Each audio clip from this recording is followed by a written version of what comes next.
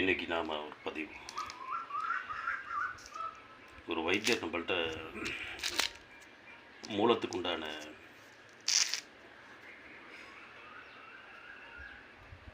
ஒரு மருந்தை கேட்டிருந்தார். அதை தான் இன்றைக்கி பார்க்க போகிறோம். இது வைத்தியர்களுக்கு மட்டுமே உண்டான ஒரு பதிவு. மற்றவங்க யாரும் இதை ட்ரை பண்ண வேணாம். இன்றைக்கி பார்க்க போகிறது, இது என்ன காய்னு தெரியுதா உங்களுக்கு? வைத்தியர்களுக்கு நல்லாவே தெரியும்.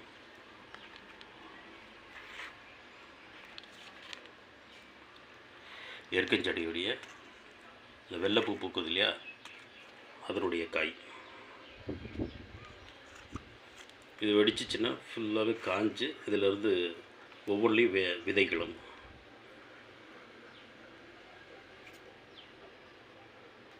வெள்ளை எருக்கனுடைய காய் உங்களுக்கு இதில் வச்சுட்டு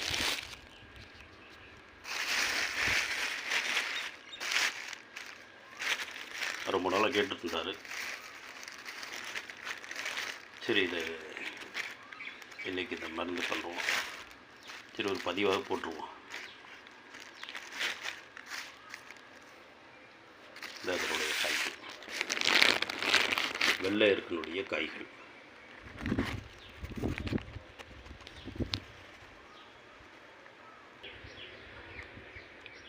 இப்போ ஃபுல்லாகவே இதில் போட்டாச்சு. அடுப்புக்கு ஏற்றிருக்கோம்.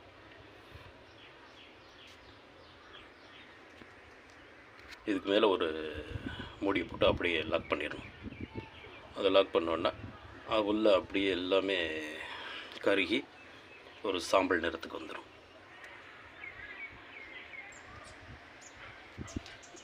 கீழே ஒரு சட்டி, இப்போ எல்லாமே மேலே ஒரு சட்டி போட்டு அப்படியே லாக் பண்ணி வச்சு, இது வெயிட்டுக்கு ஒரு கல் வச்சு இப்போ இது பூராவே சாம்பல் ஆகிடும்.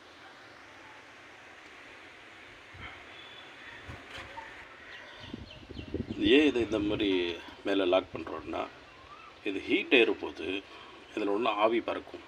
இதில் உள்ள சத்துக்கள் பூரா இந்த சட்டியிலேருந்து அப்படியே ஆவி பறந்து இதில் வந்துடும். இந்த ஆவி, இந்த சத்து எல்லாமே மறுபடியும் இதுக்குள்ளாரையே அது பதங்க மாதிரி ஏறி மறுபடியும் அதுக்குள்ளாரே இறங்கிடும்.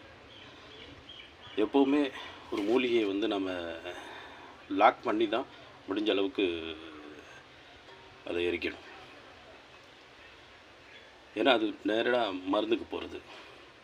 அதனால் அதில் உள்ள சத்துக்கள் பறக்க விடாமல் இதுக்குள்ளாரே அடக்கணும்.